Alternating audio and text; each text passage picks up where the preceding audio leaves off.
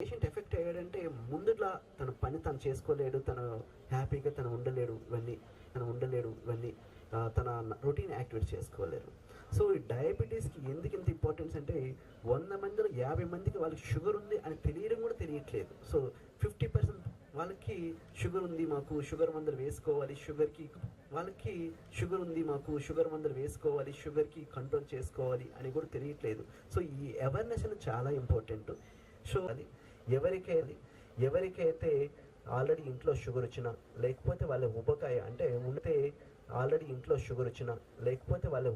అంటే ఉన్నదానికంటే వాళ్ళు వెయిట్ ఎక్కువ ఉన్నా, లేదా వాళ్ళకి సరైన ఫిజికల్ యాక్టివిటీ లేదంటే ఇంట్లో కూర్చొని అంటే వెయిట్ ఎక్కువ ఉన్నా, లేదా వాళ్ళకి సరైన ఫిజికల్ యాక్టివిటీ లేదంటే ఇంట్లో కూర్చొని అంటే ఆఫీసులో పనిచేస్తూ సరైన ఫిజికల్ యాక్టివిటీ లేదు, అవుట్ సైడ్ ఫుడ్ ఎక్కువ తింటున్నారు. సో శారీరక శ్రమ లేని వాళ్ళు ఇంకా తక్కువ వయసులోనే వాళ్ళు షుగర్ వాల్యూస్ అండ్ టెస్ట్ చేసుకుంటూ వాళ్ళు షుగర్ ఉందా లేదా చెక్ చేసుకోవాలి.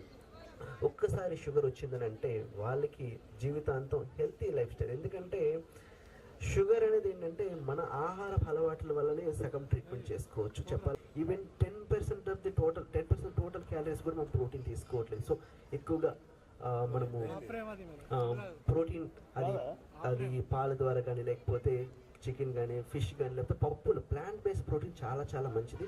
వీటిని ప్రోటీన్ ఇచ్చే విధంగా మనం చూసుకోవాలి. వలన మన ఆరోగ్యాన్ని మనం కాపాడుకోవచ్చు. షుగర్ వ్యాధిని ముందుగా మనం గుర్తించి దాన్ని ట్రీట్మెంట్ చేసుకుంటే ఎటువంటి కాంప్లికేషన్స్ రాకుండా మనం దాన్ని ముందుగానే నివారించవచ్చు. Thank you. ఈ అవకాశం ఇచ్చి థ్యాంక్ యూ సో మచ్ అండి.